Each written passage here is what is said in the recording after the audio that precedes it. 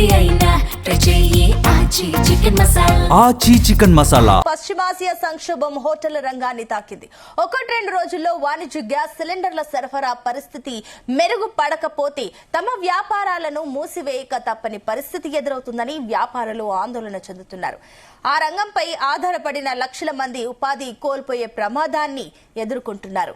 హైదరాబాద్ తో సహా దేశవ్యాప్తంగా అన్ని ప్రధాన నగరాల్లోనూ ఇదే పరిస్థితి నెలకొందని తెలుస్తోంది.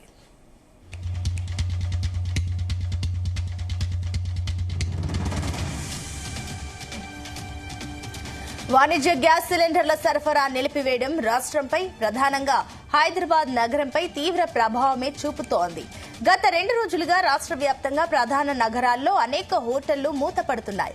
మరికొన్ని హోటళ్ల నిర్వాహకులు మెనూను కుదించేయడంతో పాటుగా ధరలను పెంచేశాయి. ముఖ్యంగా హైదరాబాద్ ఐటీ కారిడార్ హోటళ్ల అసోసియేషన్ తాత్కాలికంగా టీ, కాఫీలను నిలిపివేస్తున్నట్లు ప్రకటించింది.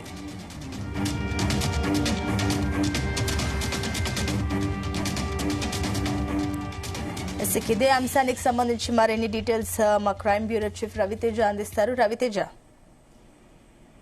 కమర్షియల్ సిలిండర్స్ ధర పెంపు తర్వాత 2 తెలుగు రాష్ట్రాలకు సంబంధించినటువంటి హోటల్స్ అసోసియేషన్ ఒక సమావేశాన్ని ఏర్పాటు చేసుకుంది.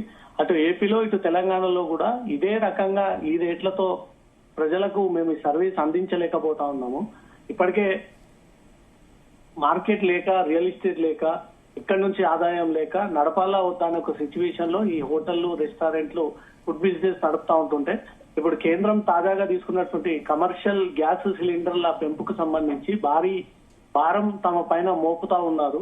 ఈ రేట్లతో గ్యాస్ కొనుగోలు చేసి మేము ఈ తక్కువ ధరలకు మేము ఈ సర్వీస్ అందించలేము అంటూ కూడా 2 రాష్ట్రాలకు చెందినటువంటి హోటల్స్ అసోసియేషన్ అంతా కూడా ఈ మీటింగ్ ఏర్పాటు చేసుకుని త్వరలో కేంద్ర రాష్ట్ర ప్రభుత్వాలు దీనిపైన నిర్ణయం తీసుకొని పాత పద్ధతి ప్రకారంగానే ఈ సిలిండర్లని సరఫరా చేస్తే ఈ హోటళ్లని యాక్టివ్ గా రన్ చేస్తాము, లేదా పూర్తిగా మూసివేయాల్సి వస్తుంది. ఇది తిరిగి రాష్ట్రానికే నష్టం, కేంద్రానికి ట్యాక్స్ రూపంలో వెళ్లాల్సినటువంటి డబ్బులన్నీ కూడా నష్టపోయేటువంటి అవకాశం ఉంటుంది. దీనిపైన మళ్ళీ పునరాలోచించండి అంటూ కూడా హోటల్స్ అసోసియేషన్ తీసుకున్నటువంటి నిర్ణయం ఇప్పుడు ఏ రకమైనటువంటి నిర్ణయం వస్తుందనే దాంట్లో మాత్రం కొంత ఉత్కంఠగా నెలకొంది. కమర్షియల్ సిలిండర్ల సరఫరా నిలిపివేయడం రాష్ట్రంపై, ప్రధానంగా హైదరాబాద్ నగరంలో తీవ్ర ప్రభావమే చూపించేటువంటి అవకాశం ఉంది. గత 2 రోజులుగా రాష్ట్ర వ్యాప్తంగా ప్రధాన నగరాల్లో అనేక హోటల్లో మూతపడిపోవడము, కొన్ని చోట్ల పెట్రోల్ బంక్స్, సిఎన్జి ఈ బంకులు సైతం మూతపడిపోవడము, మరికొన్ని హోటళ్ల నిర్వాహకులు మెనూని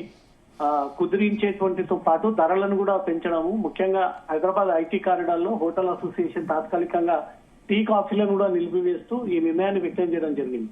ప్రతి హైదరాబాద్ వాసికి రెగ్యులర్ గా కనీసం 4 పూటలలో 3 పూటలు టీ, ఎక్కువగా కాఫీ లేదా మిల్క్ తాగేటువంటి అలవాటు ఉంటుంది. ఎందుకంటే పని ఒత్తిడి నుంచి కొంత రిలాక్సేషన్ కోసం ఈ టీ, కాఫీ, మిల్క్ లాంటి పదార్థాలను ఎక్కువగా తీసుకుంటారు.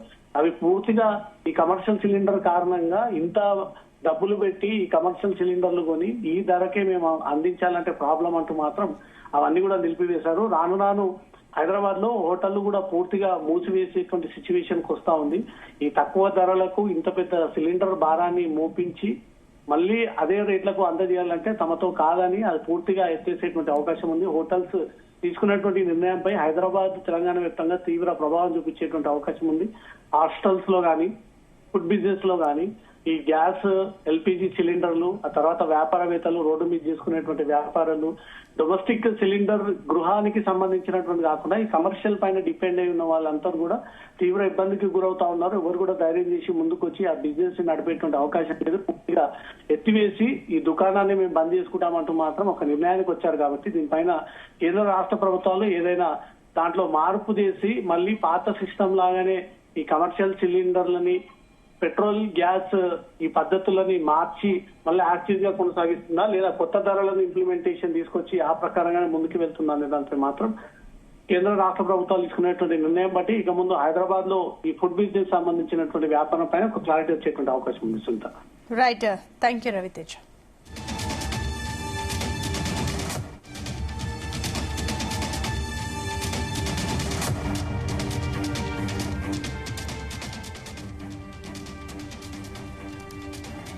ఇక వండేందుకు ఎక్కువ సమయం తీసుకునే ఎక్కువ నూనె వినియోగమయ్యే చపాతీ, దోశ, పూరి వంటివి వంటలు తాత్కాలికంగా అందుబాటులో ఉండవని వెల్లడించింది. టిఫిన్ బండ్లు మొదలుకొని స్టార్ హోటళ్ల దాకా వంట చేయడానికి పూర్తిగా గ్యాస్ పైనే ఆధారపడుతున్న నేపథ్యంలో ప్రస్తుతం తమ వద్ద ఉన్న సిలిండర్లు 1-2 రోజులకు మించి నడిపే పరిస్థితి లేదని, పరిస్థితి ఇలాగే ఉంటే మూసివేయడం తప్ప మరో ప్రత్యామ్నాయం లేదని నిర్వాహకులు చెబుతున్నారు. గ్యాస్ కు ప్రత్యామ్నాయంగా కట్టెల పొయ్యిలు లేదా ఎలక్ట్రిక్ ఇండక్షన్ స్టవ్లను ఏర్పాటు చేసుకునే పరిస్థితి లేదని హోటళ్ల యజమానులు చెబుతున్నారు.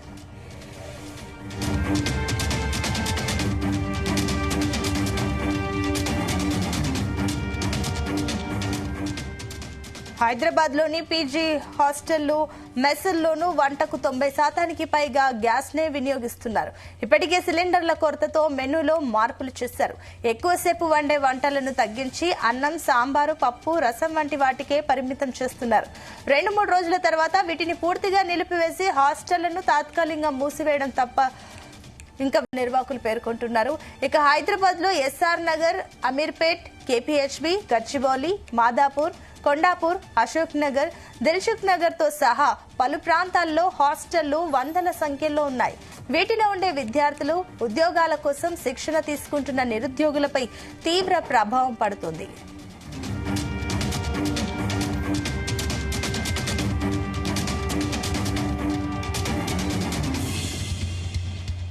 గ్యాస్ కొరత, నిత్యావసరాల ధరలు పెరగడంతో హోటళ్ల ధరలు పెంచేశాయి. రవాణా ఛార్జీల భారం పడుతుండటంతో అల్పాహారాలపై 10% ధరలను పెంచేశారు.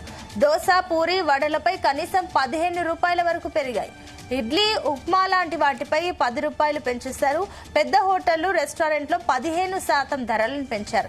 తాము 22 ఏళ్లుగా హోటల్ నడుపుతున్నామని, 3 రోజులుగా వాణిజ్య సిలిండర్లు లభించడం లేదని ఉప్పలకు చెందిన కె నారాయణ అన్నారు. దీంతో హోటల్ను మూసివేయాల్సిన పరిస్థితి నెలకొందన్నారు.